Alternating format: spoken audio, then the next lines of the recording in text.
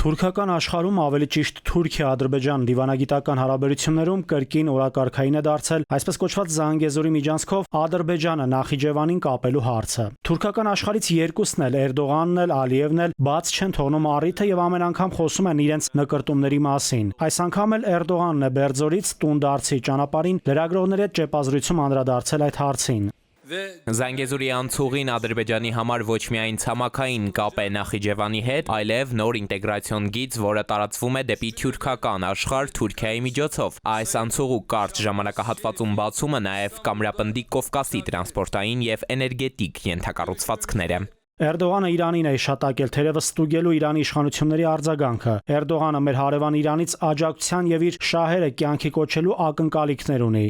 Մենք ակնկալում ենք, որ մեր հարևան Իրանը կաջակցի այս քայլերին, որոնք կծառայեն մեր տարածաշրջանի խաղաղությանը, կայունությանը եւ զարգացմանը։ Յուրաքանչյուր քայլ, յուրաքանչյուր բացված դուռ եւ միջանցք կապահովի տնտեսական շահույթ եւ ժամանակի ընթացքում կմերձեցնի երկրներին։ Թուրքական երկրներից այս երկուսին բազմաթիվ անգամ հենց Իրանի առաջնորդներն են տարբեր մակարդակներով մեսիջներ ուղղել, որ Հայաստանի հետ Սյունիքով սահմանը պատմական է եւ որ այդ հատվածում կարմիր գծերը խախտել պետք չէ։ Թեհրանը նաեւ բազմիցս զգուշացրել է այլ երկրների ոտնձգությունը Սյունիքով եւ Իրանով անցնող սահմանի նկատմամբ, ոտնձգությունը նաեւ Իրանի ինքնիշխան տարածքի հանդեպ։ Հայաստանի տարածքով անցնող ճանապարհի դեպքում իրանական կողմը կարծում է, որ խնդիր չի լինի, եթե այն չխախտի Հայաստանի միջազգային իրավունքներն ու տարածքային ամբողջականությունը։ Իրանն Ադրբեջանին տրամադրում է ճանապարհ դեպի Նախիջևան իր տարածքով։ Այդ հարցում արդեն աշխատանքներ են տարվում եւ պայմանավորվածություն կա։ Միակ երկիրը, որ շահագրգիռ է եւ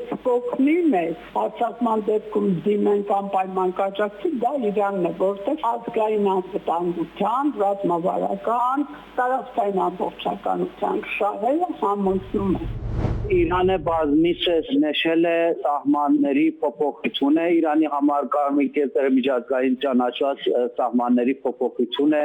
գեոպոլիտիկ փոփոխություն է, էթնիկ փոփոխություն է։ Իրանը մտահոգված է, որ հարավային Կովկասից լինի, դրա համար վերջերս շատ շեշտում է նորի տարածքային ամբողջականությունը։ Որքան էլ թուրքական աշխարհի երկօրյա եղբայրների ախորժակը բացվի հայկական ինքնիշխան տարածքով միջանցք ձեռք գցելուն եւ այն զավթելուն, աշխարհի պետություններից շատերը հիշեցնում են Էրդողանին եւ Ալիևին, որ դա Հայաստանի ինքնիշխան տարածքն է, որպես փաստ եւ վկայություն հենց Սյունիքում բացելով իրենց հյուպատոսությունն ու ներկայացուցչությունը։ Իրանն ունի այդ դիվանագիտական նշանակություն ունեցող կենտրոնը Սյունիքում։ Առաջիկայում Գորիս քաղաքում իր հյուպատոսական կենտրոնը կբացի նաեւ Ֆրանսիան։ Նաիրի Մուրադյան, ժամը լրատվական։